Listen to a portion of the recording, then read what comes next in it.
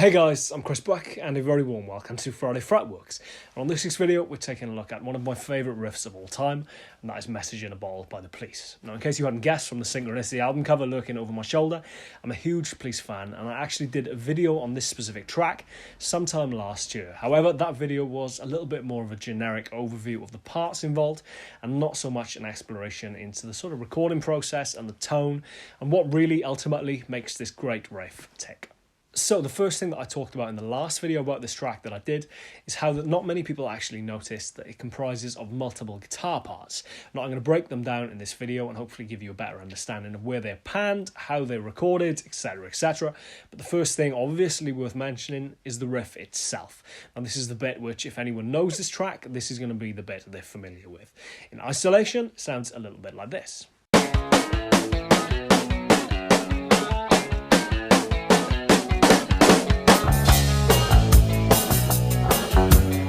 Now, as I said, it's not necessarily commonly known that this track actually comprises of multiple guitar parts. And the first thing which you can really hear when analysing the master tapes, which are available on YouTube should you want to check them out, is that the main guitar part is actually doubled, or double tracked. And what this achieves is just thickening up the tone very slightly. It's a very common technique, especially in three-piece bands.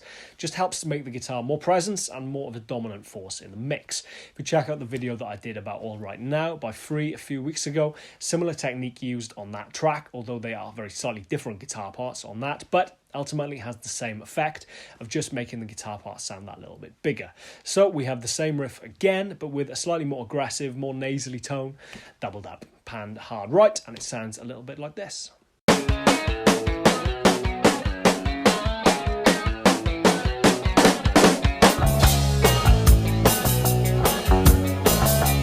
However, the key to really getting this riff absolutely nailed is this harmony part, which again, not many people are really aware of. It's fairly low in the mix, but it's one of those parts that when you isolate it or when you actually detract it from the sort of amalgamation of all the guitar parts together, you really notice its absence. It sounds a little bit strange in isolation, but it's one of those things that really gels perfectly with the track and is very indicative of Andy Summers' sort of creativity and unique tone that he used to get in The Police. Sounds a little bit like this.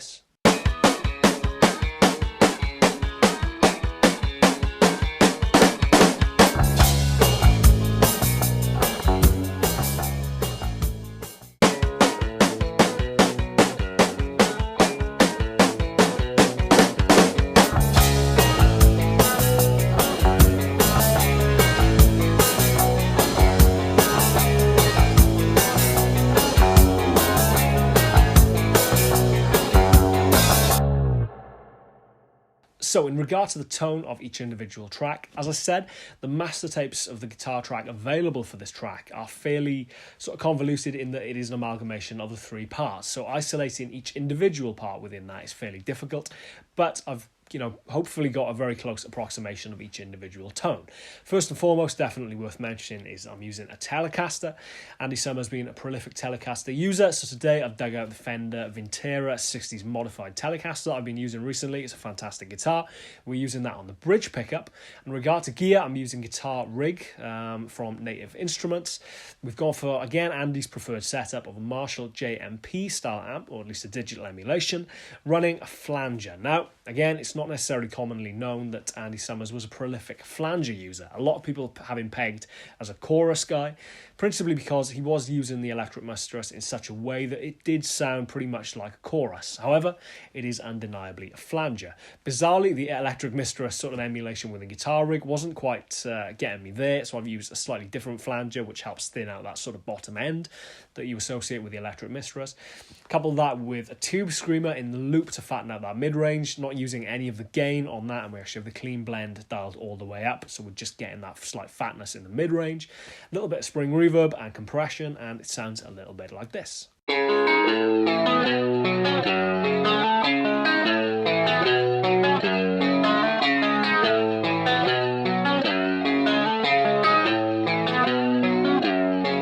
As I said, the doubled guitar part is very similar. We've gone for a slightly different tone just to be able to identify between the two of them. It's slightly more gritty, slightly more nasal, and it's going to be panned hard right, and it sounds a little bit like this.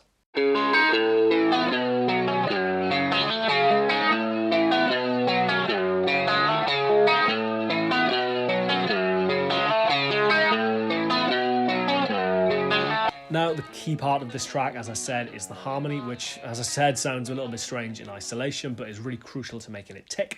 The only thing I've done differently with the tone on this is actually enable the stereo spread option on the flange, which just helps, as the name suggests, spread it out a little bit and give it that slightly sort of weird phasey sound that you associate with a great flanger.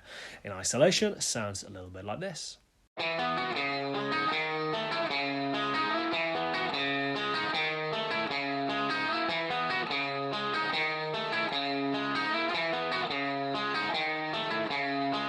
So I guess the only thing really left to do is an actual comparison between my version and the real thing. Bear in mind that when Andy did play this live, as in the little clip that I've used, they didn't recreate the 3 parts, he just played the main riff. To answer any or preempt any questions I will inevitably get about that. And also worth mentioning that ultimately this is still a digital emulation of a very analog process, so please forgive any sort of idiosyncrasies or just discrepancies in the sound. The one thing that I really noticed, which I found sort of particularly hard to emulate in the original recording, is that sort of bizarre mix of clarity and slight softness that you get on analog recordings. It's very hard to emulate, and if anything, my digital version is a little bit sharper, but hopefully you'll forgive me for that. I've got in the ballpark at the very least, I would say. Sounds a little bit like this.